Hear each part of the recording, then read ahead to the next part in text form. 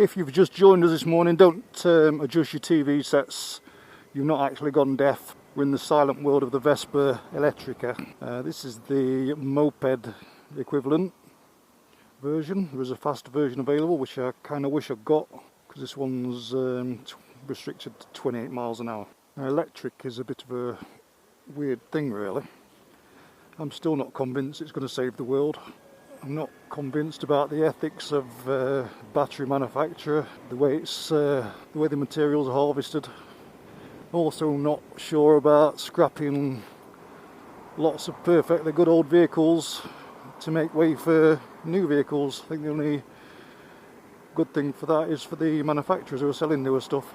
I think by the time your smoky old Lambretta has done 60 years, it's more than paid its debts, and it's still going strong. Or your Vespa, of course. But we're not here to question ethics, really, because we're here to ride the Vespa Elettrica. I first rode this one back in 2018 in Milan at the EICMA show, just around the test track. It's the first time I've actually had one since. And it's not a cheap machine, as most decent electric things aren't. And that's sort of comparable to a Vespa GTS 300 in price. There's quite a lot of difference in performance. This is, after all, just a moped in reality, which is great if you've got a little commute. Not so great if you've got a big commute. It's also good if you've got a car licence, because if you pass before 2001 you can ride a moped without a CVT. If you passed after 2001, then you still need to do a CVT and be over 16 years old. Now, mopeds are fantastic if you live in a city or town and most of your roads are sort of quite slow. For me, I live in a rural area. It's probably 10 miles to the nearest city, which is Nottingham, 20 miles to Derby. And if I want to commute on something like this, it's really, really slow. Now, there's nothing wrong with slow, but on a moped at 28 miles an hour, this is a 60 road, and I've got no other way of getting to Nottingham other than on a 60 road, you find yourself holding traffic up. Normally, I'm quite confident on the road and feel like I can hold my position on the road quite easily. With this, it's quite easy to feel intimidated by other traffic, and you tend to ride closer to the gutter, which gives people more of a chance to squeeze past you as oncoming cars are coming. It's generally not very nice, really, riding a moped. So if you're one of the politicians who makes all these rules up, you want to try riding one like this, I'm sure you'd soon be thinking, oh, 40 mile an hour might be a better idea. Or send your young 16-year-old kid off on one, think, oh yeah, it'll be fine. Yeah, it might be, but 40 mile an hour, 50 mile an hour is a lot safer in my opinion, and it at least gives you a chance to get out of trouble and overtake. Although there's one good thing about only doing 30, and that's that you don't get stopped for speeding. Awesome.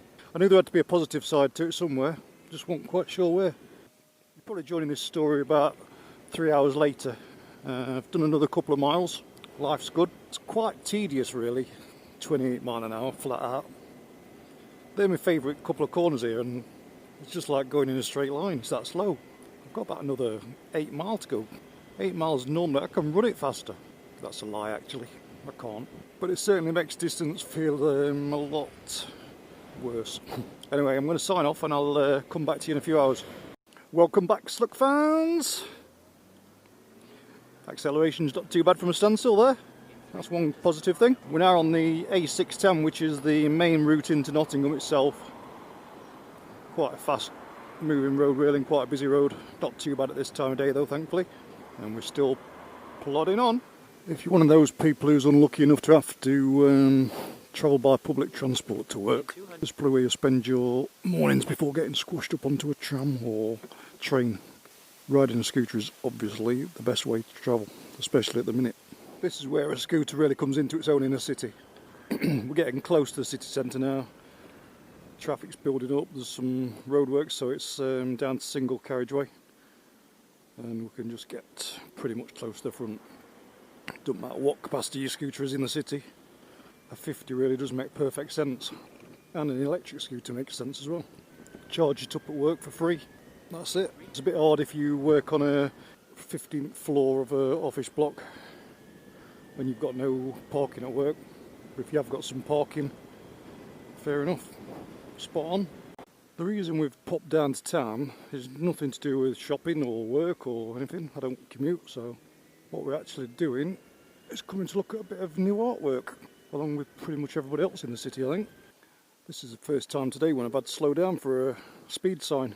20 mile an hour on here. I've got a feeling I might be heading towards the artwork now.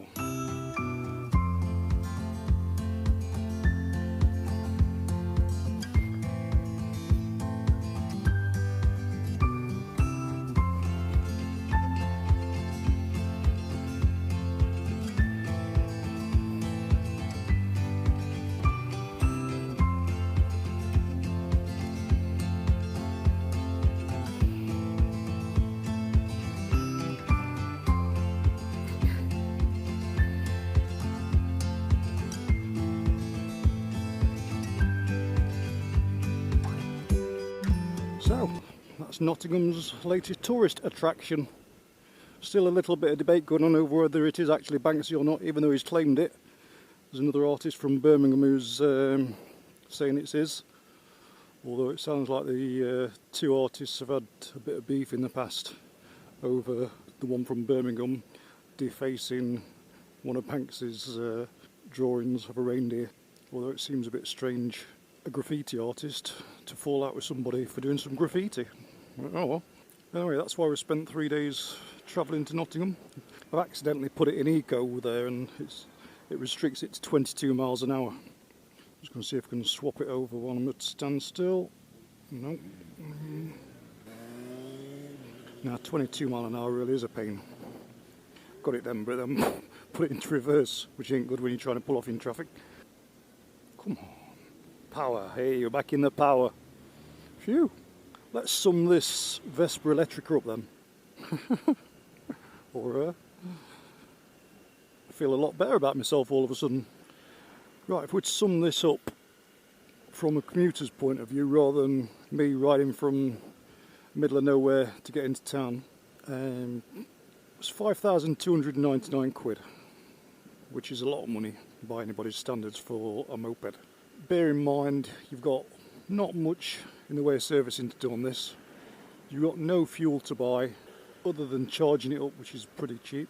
I've just overtook a bicycle there. I'm pretty sure he's going to get me though. Yeah, it's pretty cheap to charge.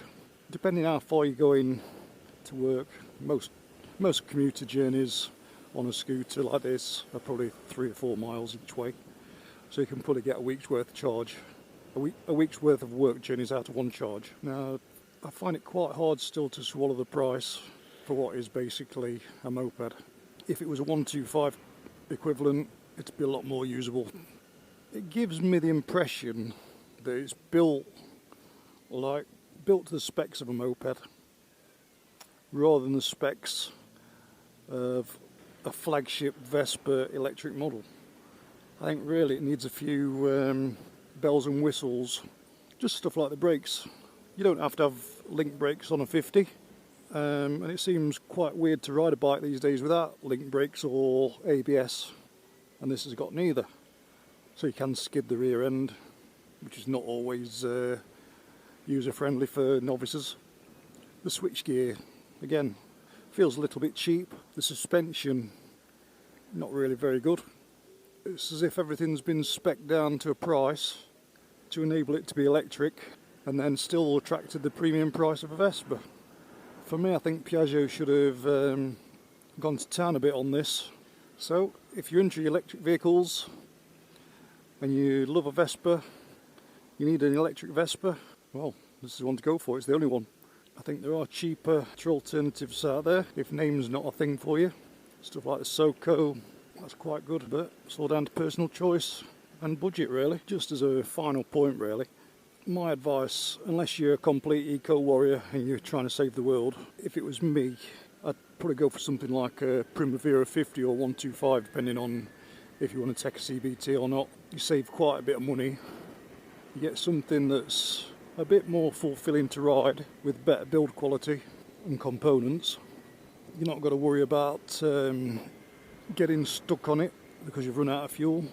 You can just push it to a garage. Rather with this, you've got to rely on somebody to let you plug it in. Or you could go the whole hog, do your full licence, buy yourself a Vespa GTS. Perfect blend of modern style, performance, and although it's still not a cheap scooter, it's got a bit more class about it than the Elettrica.